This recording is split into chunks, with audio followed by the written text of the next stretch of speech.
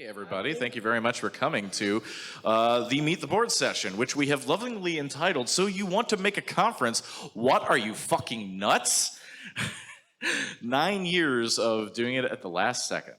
So anyway, we do a little more planning than that. But yeah, so basically this is the board, sans one member. We are trying to track him down. He might join us a little later, Steve D3.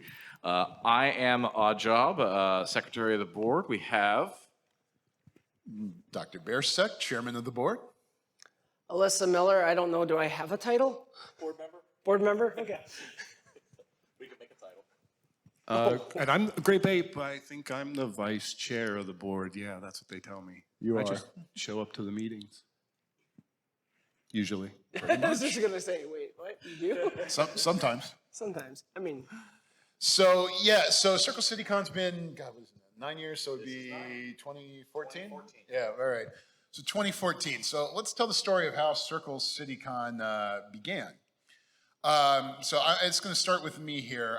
There was several people that were planning a con. It was not, I originally got signed up to go help with talks, so just help select talks for the call for papers. And then started noticing how bad things were. The person who was originally planning, for some God unknown reason, went to the Hyatt and said, hey, DerbyCon in Louisville, I want to do everything they're doing, including the number of hotel rooms reserved, the amount of food and beverage, all this stuff. And I want to do it whatever weekend you have open. Oh, great. We'll do the third weekend of June. Does anyone know what the third weekend of June is? That's Father's Day, friends. That is Father's Day. You know when a great time not to have a con is? Father's Day, There friends. you go. So we ended up, I'm looking at this thing and I'm going, oh, okay, this is bad. And as it gradually went on, I started taking on more and more of a leadership role here as we were trying to get stuff in gear and trying to make sure things were right. So at that point, I needed some help. And so that's when I called up a close friend of mine. This fucking guy. All right, first of all, let me just say, is this recording? I never really wanted to be involved in this, right? I've worked a couple conferences. I've been around the con scene, but I never wanted to be involved in dude, running it's a your conference. 9-man, come on. It was absolutely crazy. And he calls and says, hey, I need some help. Will you get involved and blah, blah, blah. I'm like, no, dude, no, I'm not interested. And this went on over a series of a couple of months. I keep getting these calls from my good friend, Dr. Bear. Hey, can you help me, please? No, I am not interested. And we get to the point, it's like 2-3 weeks out from the con, and he's, please, I'm desperate. No one else will help me, and I don't know how we're going to pull this off. And it turns out that he who shall not be named, don't mention this kid's name in my presence, because it turns me into a different person because of the experience here, but it had totally fallen apart. We'd overcommitted for the first year. Who's going to compete with a conference like DerbyCon at the time? I mean, this was kind of at their height, right? They were a few years before us. And you're going to come out of the gate as a totally unknown there's a bit of a community here, an InfoSec community here in the area, but not a con. Most of the indie folks are like traveling out of state for a majority of the larger And none of these people believed in social media at all. So nobody's shocking. So nobody's gonna help. And okay, finally, all right, I'll help you. Yes, whatever you need, we'll make it happen. And slowly pulled together year one. Yep. So Grape was my made the trains run on time. So I had the planning and stuff, and making the trains run on time is not a strong point of mine at all, ever. However, I had this guy here who is hyper-organized and does make the trains run on time. And so he was doing that for me in year one. We got closer and closer to the con, and by he who must not be named, I like that, we'll use the Voldemort title with him. We got closer and closer, I think about a couple weeks out. Now, during all this time, I had some volunteers that had popped up. And I had this really, really young kid. I mean, this kid was so green, was so young. Wet behind the ears, is that the term? Yeah, wet behind the ears. Just just so young. And I can't stress how young he was, but he was a help. And every time I needed something, he helped me with it. And so that was this man sitting to my left. I mean, if I'm not mistaken, we're talking down to year one. Y'all were like running Ethernet cable through the We'll get to we'll get to high that. traffic We'll get to area. that. We're not The there yet. cabling. So yeah, We got so things a little bit. Of I time. too had just been to DerbyCon. I think that was DEF CON 20, I think. Or no, 21. It was DEF CON 21. So I'd been to DEF CON 21. That was DerbyCon 3, I think. And so, yeah, so I had also just come from that. And I was like, we don't have a con in Indianapolis. And I was like, maybe I could start a B-Sides. Then I found out Circle City, because B-Sides had already been tried in Indiana twice prior to the CircleCityCon. But they always got canceled for some reason. And I think it was the second or third time, the main organizer had passed away. Oh, that's right. I And forgot about yeah, that. and so that haven't happened. And then I heard CircleCityCon was coming. I'm like, all right, I want to be a part of it. I want to make sure it's going to happen. You know, I don't want to disappoint people. I want to have something here that we can also get a taste of that hacker community and build that community here. Let's do that. And so I got in contact with someone. I think it was Frank the Tank at the time. Was basically kind of running networks and everything. And essentially kind of what I was going to say, mentored me into that. I got some hardware together, put PF-Sense on a box, and basically ran a knockoff that. Borrowed some network gear from Ivy Tech at the time. Thank you, Ivy Tech, back where I worked then. It was some old Maru access points they used to have. So I gathered those, and we had Wi-Fi, and we had internet, and we had Comcast come in, the internet, and everything was great. But anyway, so I had planned all that. Well, it was around January, February, that the scope of my work started increasing. And sure enough, Pear starts saying, so my name wasn't OJ at the time. My name was, oh no. Does anybody know what my name was prior to OJ? That's a fun trivia question. Does anybody know what my name was prior to? Answer, honestly, I can't remember. What? Dave, no. It was ad hoc. It was ad hoc. You're right, yeah. I had gone to DEF CON. I participated in the Bro CTF. And I was like, I need a name just for this purpose. For this purpose, ad hoc. Oh my God, ad hoc networks. I'm going to hack speak that. 84 HWK. Awesome. Let's do that. So ad hoc was born. Anyway, so I then went in. He's like, hey, ad hoc, I need you to start doing sponsor stuff. So can you get these people to sign papers? Can you send out those prospectus? Can you do this? Can you do that? Yeah, sure. Hey, I need AV. Can you figure out AV for us? Awesome. That'd be great. Can you? So he just kept going. He's like, is he going to do more? Is he going to do more? He just started giving me more and more stuff. It was fantastic. So I was ordering all the things, getting all those things put together. It was awesome. I actually did love it. It was back in the day. Now I have way too much to do. But anyway, suffice to say, I was able to do it young, very happy to do everything I could. And then it was kind of getting the con to happen, buying stuff, bringing it all in. And I think that's kind of where the next part of the story is, bringing the con together. I can be persuasive when I want to be.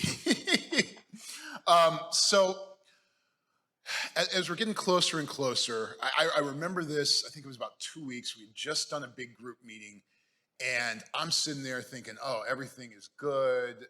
Now, I didn't have access to the money at this point. Money's never been my strongest point, so I've always pushed that off. It's just, I'm not the numbers guy, I want to be the planning guy. That's what I want to do. So I get a hold of he who must not be named, and then find out the real situation that we're in, which is that we have maybe 15 grand in the bank. We have to do a deposit to the hotel of, what was it, 25,000, I think. And going, oh, I don't have a credit card with that limit on it. And sitting there going, oh, okay, we were fucked. And so sitting there and talking, and I get a hold of Grape and talking to him. And finally, I called Steve too. Steve got involved because he's from Indy, but at the time he worked for CIO Magazine. So I always asked him press advice. We actually had an issue with the trainer on that that first year, and he helped me deal with that as well before the conference. So I called him, get his advice. I called Grape, got his advice, and finally I called the hotel and just like, hey, here's the situation. Moron bit off more than he can chew. We're in trouble. This is what we can do. And so the Hyatt was very cool about it. They took the 15 that we had as a deposit, and they said, okay, we're gonna put your rooms out there for rent, whatever, or for to pick up, yeah. And if you don't know about this, how the rooms work, yeah, I was gonna say. How the room block works is you get a room block of so many rooms. You have to sell up to a certain amount, there's an attrition rate. If you don't sell that, well, that was your room obligation, right? This was also Pride weekend. And Indy Pride is pretty big. Like tens of thousands of people come to Indy Pride. So that helped. We ended up selling out of those rooms anyway. Yeah, so we actually put some notices on there that we had openings in the rooms, and that on some boards and stuff with Indy Pride, and that snapped a bunch up. We went from owing that 25 grand in rooms to only owing about $4 grand to the hotel. So really worked out well for us. They waived a lot of the requirements that they originally had, so they really helped us. This started, though, a trend of things that was really not good in the first year and really kind of raised some of our stress levels up. So we get to the day of the hotel. Another thing that we find out from the hotel is we do not have the ability to utilize their network closet. They told us originally we could. Then they said we couldn't to hook up our internet. So we did not have the great people of Orinet who have brought us Wi-Fi and internet and everything for the last 8 years, who are an awesome, awesome sponsor. We love you very much if anyone out there is from there, just FYI. Instead, we had to get creative. And so I'll hand it to Oddjob to tell you how he got creative and the numbers that came up in that. So it wasn't actually too terribly bad. Apparently, I think it was either Comcast, but I really want to say it was Bright House. So Bright House Networks, bought by Spectrum at some point. So Bright House ended up having already connections into the hotel. So I contacted them. They said, oh, cool. Yeah, we could run you 2 lines right into that. We had some kind of little staging closet. That was where the knock was, and among other things. I mean, it was maybe about as big as actually this stage the room was. It was a closet. And so we did that. And so they worked with the hotel. They dropped 2 cables down for us, coax. And then they had modems on the end of them that we popped in. And then that was our internet. And so on one side, I popped in the Maru or the firewall, the pfSense that was on a desktop computer that was powering the internet that day. And then we also did, we had another one so that we could video upload real quick. So that was a separate line just for that. But otherwise, yeah, that's how we did. What? Oh, so that was the easy part.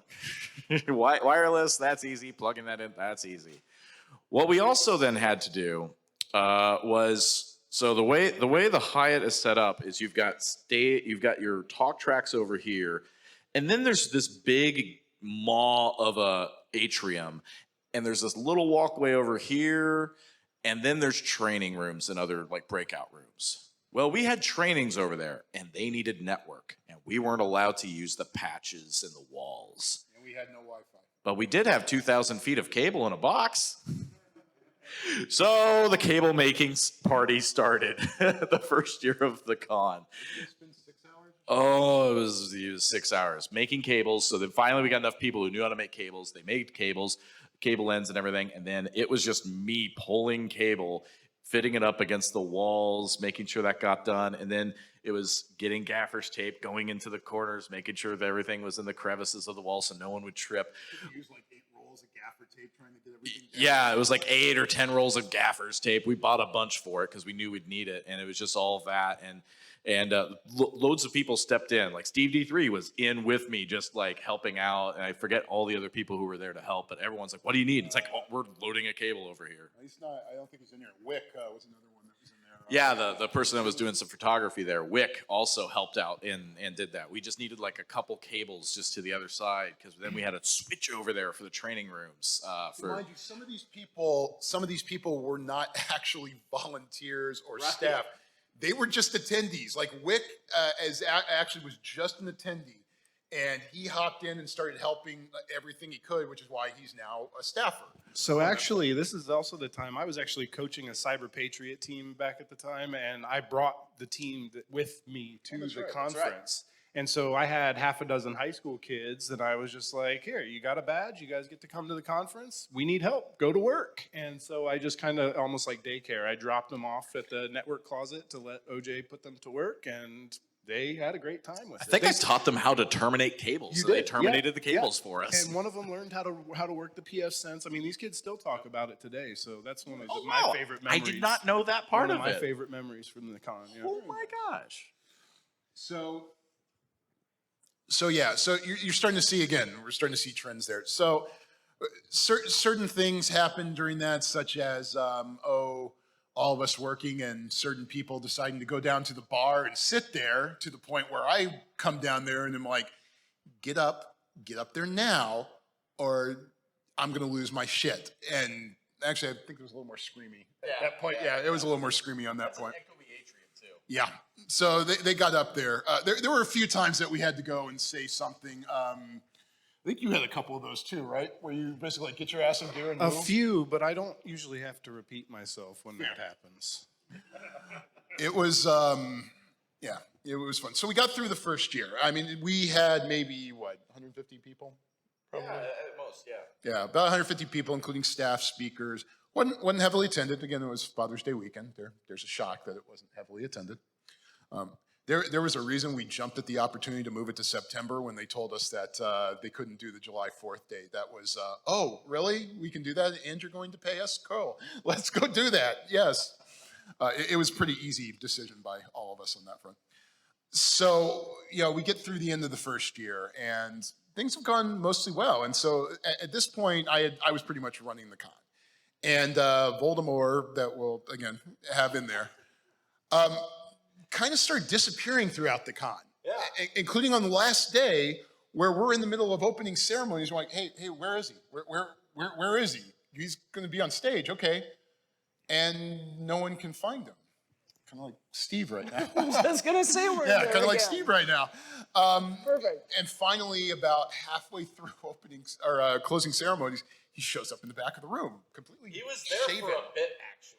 Oh, was he longer? Oh, yeah, Was he was just- there for a bit. And because you wouldn't have seen him, though, because... Oh, because he shaved his beard. This pretty big beard, and he just shaved it all. And we had never seen him clean shaven before. So we didn't know who that was standing back there. Great So- incognito from your own con. I Yeah. love it. So that was starting to, as you might have guessed, that started to alienate people that worked here, or were working at the con. Something, if you ever do decide to run your own con, don't alienate the people that volunteer for you, because they are volunteers. Are any of you being paid? No. So it's way easy to alienate people. It's way easy to lose the valuable people that you need. We got down to setup, and I think this was kind of the straw that broke the camel's back. I don't know if it was for you, but I always visioned this as the time as when you were finally you were just done. And we're all cleaning up. We're trying to get everything loaded up to get back in the rental vans because we had to get them back by a certain time. We're getting stuff back to the hacker. What was the hackerspace name? I can't remember. There was a hackerspace that lent us these speakers that were, God, they were as tall as you, weren't they? Yeah, they were 6-foot speakers. These things were massive. We actually got told to turn them down multiple times at the hotel because the top floor was hearing all the music. And we're trying to set up, and there were a few people, including he who must not be named, standing around, not doing anything. And that's where I saw you lose your shit. You did lose your shit at that point. And that to me, I still think was your breaking point. Yeah, I mean, at that point, it was his idea. This person birthed the idea that is the conference that I think we've all come to know and love at this point. And I was just beside myself. Like, from the jump, You've made nothing but mistakes, and now you've got folks around you that are trying to pull it out of our ass, so to speak, and you aren't showing any investment at all. What are we doing? So at this point, I have Grape. I come up and I call Grape up and I'm like, hey, next year. And he's like, you pick me or you pick him. One of us ain't gonna be here. And then I had several other people come up to me and say the same thing. And I'm going, all right, yeah, this is going to be it. So again, lesson number 2. One person should never be bigger than the conference. May have seen an example of that this year again. I said we may have seen an example of that this year again with a different conference. Oh, Just yeah. to say that. But if a conference can't survive without one person here, your leadership structure is fucked and you're not doing it right. And point blank, you're not doing it right. So I fired he must my name, kicked him out of his own conference, said, hey, look, we're going to keep going on with this. You can't be involved. Look at in me. this. I'm the captain now. Pretty much. And he was upset, of course, but it had to be done. There was only way to make sure that conference kept going forward. So from there, I started assembling the leadership team. Obviously, Grape was going to be a key part of that. We brought on Steve D3, and then I brought on Oddjob. Oh, we should tell the Oddjob story. Oh, sure. So Oddjob got his name actually from me. We were all meeting at a restaurant right before the first day of the con. And we're sitting in the restaurant. He walks in. He's wearing this bowler hat. Looks like a James Bond villain. So I called him Oddjob, and that's where the name came from. So that's how he got his hacker name. So from there, we decided to we restructured. We unfortunately had a business partner that I don't really want to go into them much, but all that's resolved now. So there was some other drama that was not our causing behind the stage from some people, but. Again, they're out of the thing. Someone may have trademarked CircleCityCon at one point, who was not a part of the con at all. Correct. But anyway, shenanigans aside. So, and that's where we got there. So I will say this: from the second year that we're there, I started tapping who I wanted to take over for me. I needed what if I get hit by a bus? And so OJ has always been my choice to be the person to take over for me when I was done working on the conference. A couple years later, Grape found his person in She's DNS. not in here, but I love you, Alyssa. Yeah. When DNS Princess, he found them and started using them and training them up so that we can, hand off, when we decided to retire, which was after year 6, we can hand it off to OJ and hand it off to Alyssa, to DNS, yeah. So, things worked well there on that front. So I think that's that's kind of the story of everything, kind of how we've structured. We've grown over the years. We've added theming. We've added some other good stuff. We decided to expand the board, and we decided to expand the board too. And one of the things I think we wanted was outside view, but someone who had been at the con. Alyssa had already spoken at the con before, and I think had even attended at least once. And so already kind of knew what we were trying to do. Also was starting to start up her own con too with BTC. Yeah. So there was a lot of lessons learned to be shared, but also a nice outside perspective. And I don't know if you know what Steve D3 looks like too, but he looks a lot like Bear and me and Grape. And Alyssa also doesn't.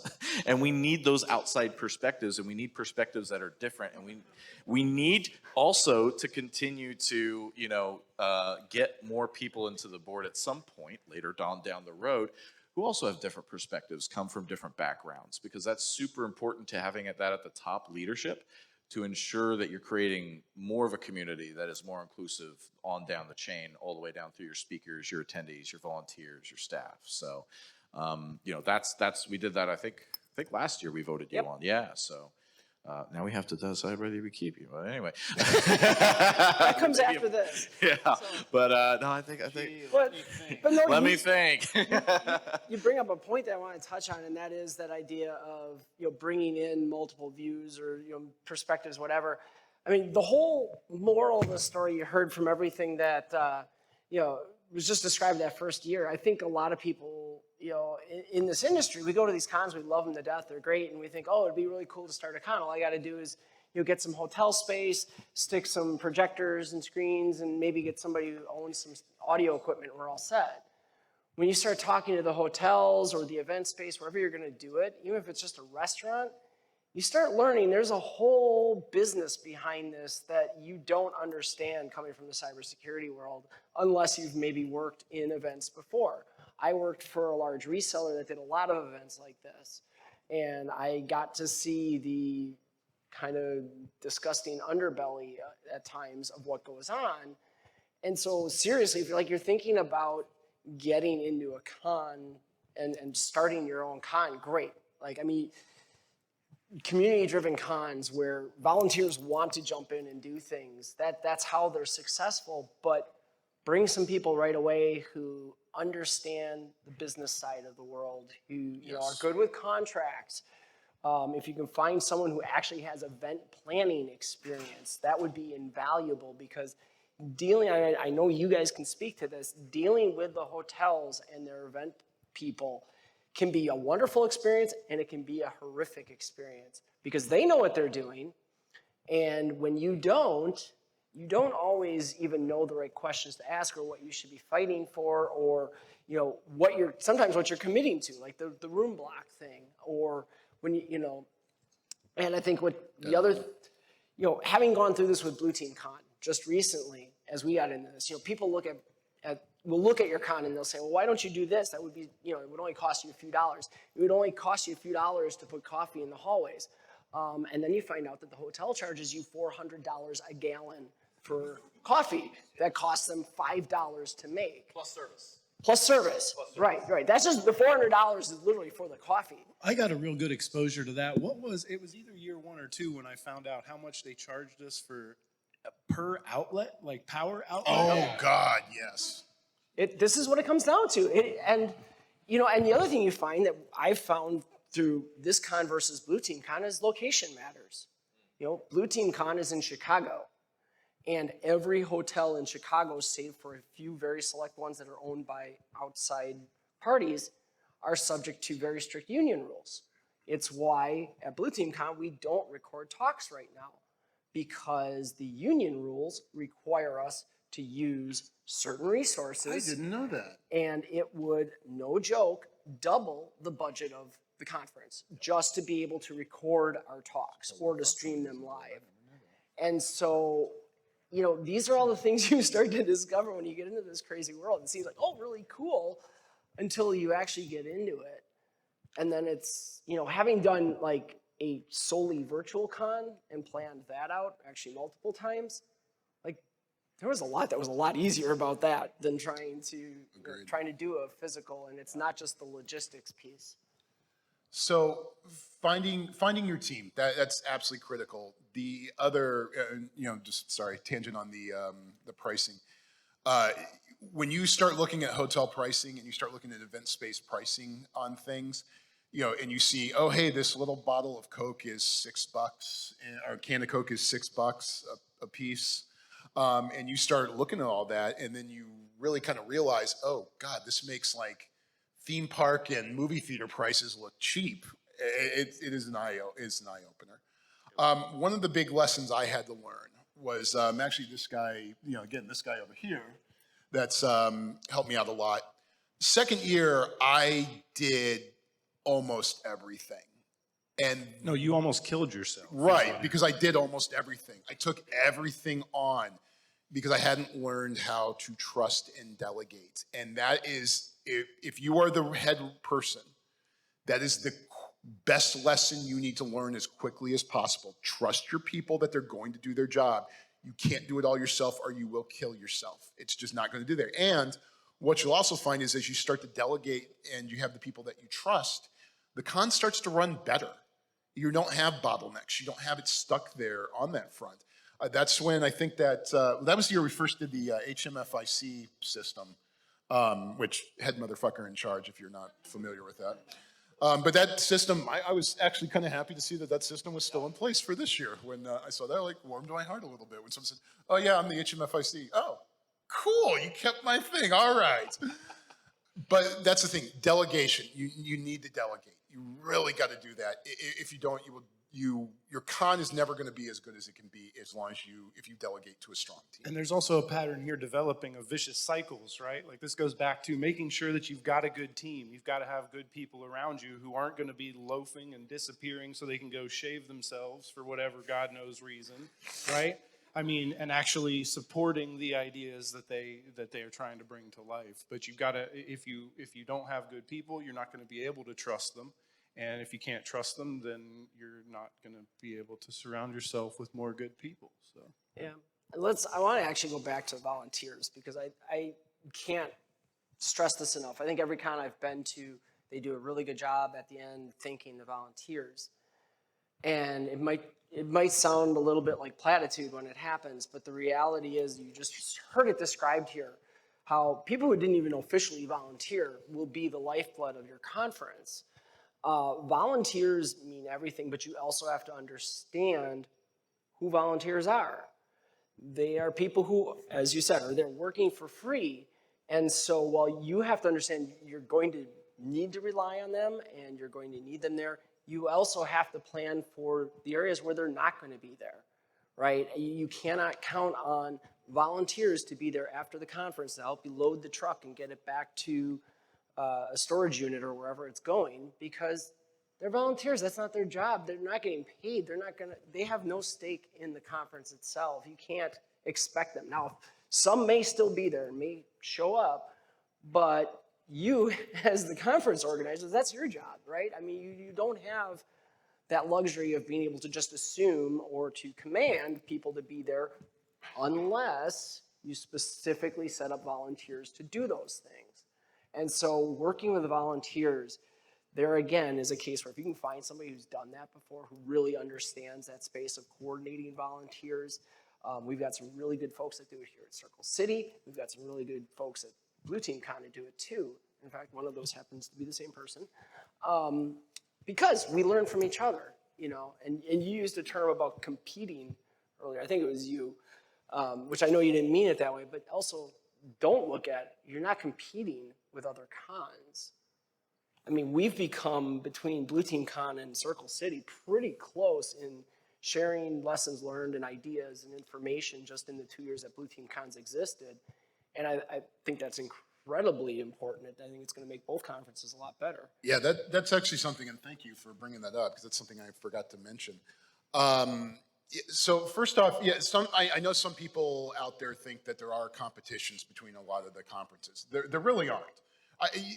Small pockets exist, yes, but for the most part, it's kind of like there's a camaraderie amongst the people that run conferences because we all know how hard it is. I mean, take Wolf out there, who's been out there, and I know when we first got started, we did some stuff with Convergence, with the conference Wolf was running in Detroit at the time.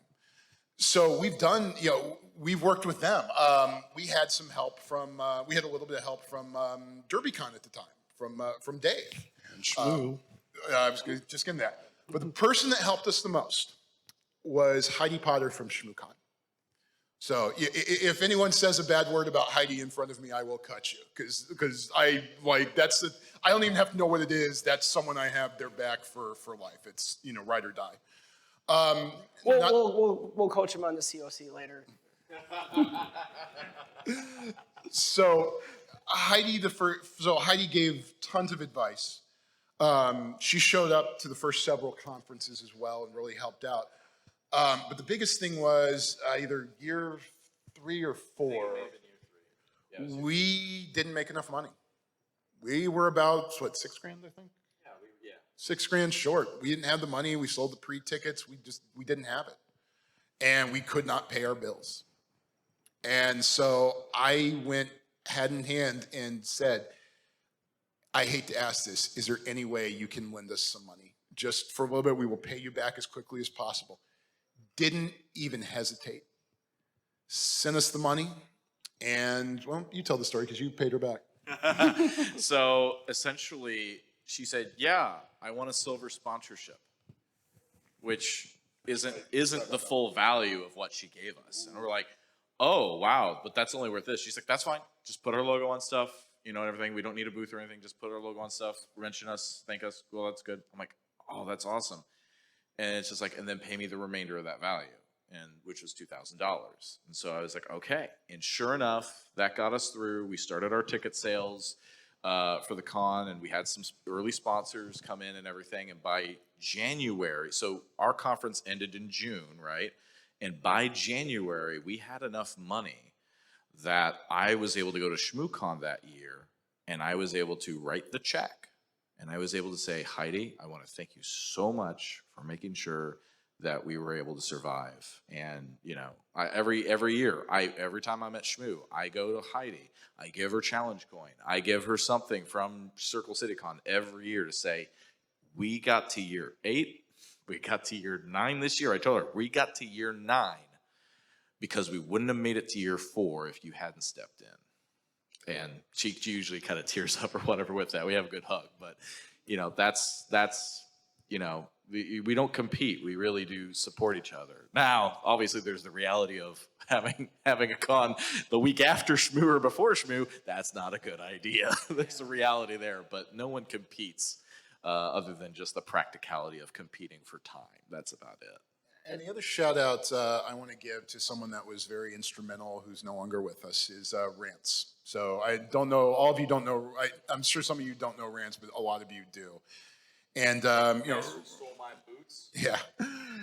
Rance was an attendee. He did DJing for us a couple years. He unfortunately passed away from cancer a few years ago. And he's very much missed. But all the trainings that you see at CircleCityCon, we had a couple trainings and we're going to continue them. And I was at DEF CON talking to him. And he goes, you know what you need to do is just put as many trainings as possible in there, like load it up, do like 10, 12, 16, but don't charge for them. And I look at him and go, that is the smartest idea I have ever heard. And that's how all the trainings happened. So CircleCityCon, a big part of CircleCityCon, the way it is because of the fact that he suggested that to me. And that's really kind of how this whole conference is. We like to find the things at other conferences that we love and bring them all and use them here. Heavy theming. That was a thing, you know, that was the thing we had introduced in there. Some of the games we've done over the years, that was stuff coming from, you know, kind of like Comic-Cons, things like that. The trainings, Rance gave us his ideas. We like to find all that, and we like the community input, and that's how we grow and build the con. Our egos are not so big that we are not willing to listen to people and try to make the conference better. And that's one of actually the cool things about running a con is, yeah, you can not only take the things you like in other cons that you've seen before and bring that together, you can also experiment. You can try new things. We did something at Blue Team Con, and I feel like I'm talking about Blue Team Con a lot, sorry about that. No. But It's a great conference, you should go. One thing that we tried that I think had been seen at like maybe a couple conferences, but it's not real common, is the idea of an unconference. Where basically people show up day of, and it's first come, first serve. You just sign up to give a 20-minute talk. And we have a whole room that's just 20-minute talks all day long. Not going to labor stealing that idea, Oh, maybe. please do. Honestly, it's really cool because you have people who didn't get accepted to the CFP but are still there and would like to still share their ideas. You get people who want to try out something new that they're planning. Or, I mean, you get first-time speakers who's never given a talk and they want to just try what it's like to stand up in front of a room. One thing that and was give a cool talk. I saw, sponsors love that because they went in there and gave their 20-minute talk about some subject matter expertise thing that they just have a slide deck for, and they whipped that up there and did that. And then they were taking pictures of that and putting it on LinkedIn and putting it on Twitter and showing that their personality. This is the business side, again, for the business side of things. From the business side of things, making your sponsors happy is also good. We try to not sell sponsor spots for speakers. There's some other creative ways we can get around that with possibly some executive content and other things like that. But the unconference where anybody can go in, it's still a talk. It's still getting your ideas out there. It's still communicating that to an audience. And they love being able to say, our speaker spoke at this area here, and here's what they had to say, or this and that. That could really help. So that's just a little tip that I saw from that I immediately saw the value into that from the sponsor side, because that was my bread and butter. growing up here. Let's talk sponsors for a minute, because that's another interesting. I mean, you guys know this as well. Sponsors are the lifeblood, right? I mean, as many tickets as you may sell, I don't know a conference out there that survives without sponsors. Can't. You just can't. There's just, 50% of the funding. You're right, exactly. Carolina Con is the only one I've ever seen that's been able to pull it off, and that was a shoestring Right. that they did that. You're just not going to have the cool stuff that you want to have. You're not going to have the really nice rooms, the really nice projectors. You're not going to have all the food and beverage and other things. You're not going to have parties because you just can't afford to do that. But if you're starting a conference, I think the thing you have to just be aware of, and this isn't a good or bad thing, but we're all in security. We're kind of idealistic. And when the sponsors get involved, they're going to push you to make certain compromises, because there are other events that do things. You mentioned selling, speaking slots. Thankfully, we don't do that either in Blue Team. We don't do that here at Circle City. None of the cons I've ever been involved in do that. I personally don't like that idea, unless there's, like Black Hat does their thing, and RSA does it too, where like there's like a sponsor talks area, but that's a little different. But it's going to be other things, like they're going to want your attendee list. Because for a lot of these sponsors, that's the value they get out of it, or that's what they think they get out of it in terms of value, is a list of potential leads. So understanding, not saying you have to give that up, but have a plan for how you're going to deal with that request when a sponsor asks, because they are going to ask. That's something that most of them are going to want.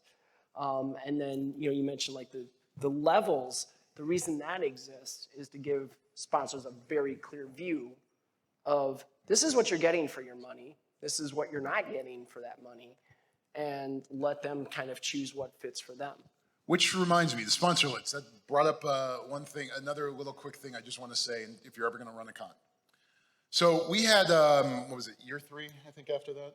We used to do opt-out of the sponsor lists. And it was at the start of the tickets, it was opt-out, and one of the sponsors sent a mass email out to the people that were on the list because, it was opt-out. And that created a bit of an uproar on Twitter. Now, I'm on there and I started getting in there and I started responding to the first couple of people just saying, hey, no, this is opt-out, everything like that. And what I started to notice is the mob turns. When you're dealing with social media mobs, especially on Twitter, that's a losing battle. You can be 100% in the right. It's going to be often a losing battle if the mob turns on you. So finally when I started seeing it, I basically go, you know what? We fucked up. I'm sorry. We're going to move into opt-in going forward. And there were a couple more comments and then it died. But that's something you've got to be very, very, very careful on. Crisis comes. Yeah. And now, if I may, so they said at the beginning, one of my obligations and privileges of sitting on the board is making sure that trains tend to run on time. And we're about 3 minutes from the scheduled stop of this chatter. I hate to say it. I did get a 5-minute extension. Okay, so I just wanted to make sure that we're aware of the time and that we, okay. So, I was just going to say, let's open up for some questions. Yeah, does anybody have, so this is a great opportunity, I think, for questions about if you want to do your own con, no matter what size. Or what you would like to see here as well. Yes. You, sir. Hi, my name is Garrett Anderson. I work for a nonprofit in Anderson, Indiana. Okay. And part of our grant requirement is we have to host a conference every year. I've been given the privilege of helping to start that up to this November 11th. We got some stuff done earlier this summer, but sponsors are one area we're struggling to figure out. How do you contact sponsors, and how do you figure out which sponsors you want? All right, so Garrett said how do you contact sponsors and get the sponsors that you want? I'm going to give this to OJ because he's been our sponsor guru. When you find that out, come tell me. It's lead generation, so you're on sales too, right? So as sponsors, you're a salesperson. And so nowadays we get to treat it more like donor management, but it's still very much as sales. And a lot of times the folks you're dealing with in InfoSec, vendors, they are sales organizations. So you can do a few things. First of all, start looking at who is sponsoring other events. Start looking on doing some OSINT. So practice our enumeration that we do in attacking networks, right? So enumerate things. Key targets. Ooh, yeah, we're starting to talk threat actor wise. Key targets for your enumeration shall be field marketing specialists, event coordinators, or simply sales reps, account executives, or the dreaded security consultant who's actually a security sales rep. There's a lot of different titles out there. Also, pick up a phone, call their office, call a sales office and Do say, not be afraid to make calls. do not be afraid to pick up the phone and call them because they want to have your call anyway, right? They're salespeople. They want your call. So call them up. They will answer. And call them up, talk to them, and just say, hi, I'm running a conference in this in security. We'd love to have you as a sponsor. Can you get me the number, name, or email address for your events coordinator or field marketing that I can get a hold of? I think that's probably your better way to go in such a short notice, but that'll help you build that contact list. The other thing I will say to that is understand too how this works, especially with large organizations. If you're thinking, hey, I want to get Microsoft to sponsor, you are not calling Redmond, Washington and trying to talk to someone at Microsoft. You are looking for that's an extreme example, but this is even for smaller companies. That's true, though. Most of them have some sort of regional sales office. And in a lot of those organizations, that regional sales office has a budget for this kind of thing because it's just a sales office. That's all they do. And so they're always looking for how do we get leads? How are we going to do biz dev? And so a lot of times if you're looking at like maybe a little bit larger organization, if you can find the field office that's responsible for your area, they'll tend to be a little more interested than say, the corporate, headquarters off in New York or something who couldn't care less about what's going on in Indiana, right? So that is a key strategy there too. I know we used to deal with that when I worked for a reseller. A lot of our partners, that was how that stuff would happen, was just our local regional sales office off in Texas would go, sponsor something in their local area. So that can be a way a lot of times too to break through rather than trying to hunt through like a corporate structure and find the right person. Just talk to your local salespeople and they may be interested because, hey, that's an opportunity for them to get sales. Absolutely. All right, any other questions? Yes, you, sir.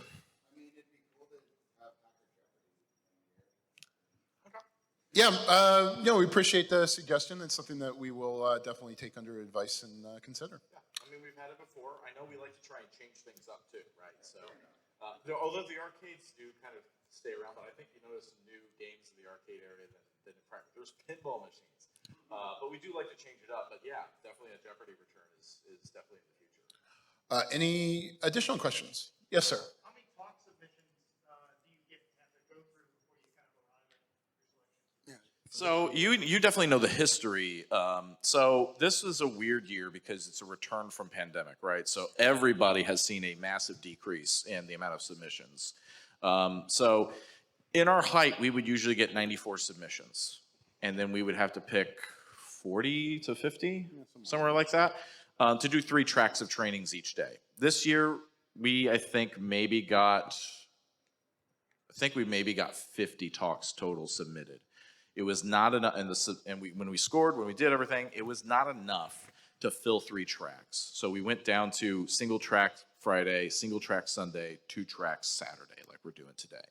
And that was enough, so we were good there. And we plugged in this board talk too, because it's a great opportunity, and we did it during the virtual years too, but we wanted to also participate as well and kind of share that and fill space as well. But that's about what you can get, yeah. I think 165 was our best year that we've had it. Other questions? Yes, you, sir. I remember the second one you guys had a start time much earlier than your current start time. Why you would do that, and then when talk or speakers may or may not show up, what do you do in response? That's a good question. All right, so we'll start the talk times. Yeah, real quick, year 2, I made the stupid decision to open talk. Yeah, was it 7 or 8? I don't remember. All I remember was getting up. Yep. Yep. And I remember sitting there with it was you, right? It was you and Natasha. That was her name. God, I've been trying to think of her name all weekend. And this girl, Natasha, that was volunteering at the time. And we just all sat there in silence for about 45 minutes trying to wake up. And I just looked at him. I go, never fucking again. I'm doing this shit. Didn't think. So, yes, I recommend don't start talks before 10, honestly. I think you're nuts, especially the day after a party. You're absolutely out of your mind if you do. In terms of not showing up, it just kind of depends. Sometimes you have to close off the track and just say, we don't have it. Other times you have speakers ready to go, but typically you need like, I mean, So, there's a handful I- of us because we've had, there's been times when, I mean, one year, one of y'all ran up to me and was like, hey, can you go fill Yeah. this room? And I was like, yeah, sure, I got a think slide one year- deck, let's go. I think in 6, I just gave up and said, don't record this. Let's just have a talk. So I just Yeah. pulled something out of my rear. But usually you want to pick 5 or 6 alternate speakers because you're going to have to, up to the month before the con, you're going to have cancellations. So you're going to have to deal with that. But then day of, like you said. And it's nice to have people on staff who can give a talk. And unfortunately, that was our last question due to time. If you do have more questions for us, unfortunately, we're going to be a board meeting.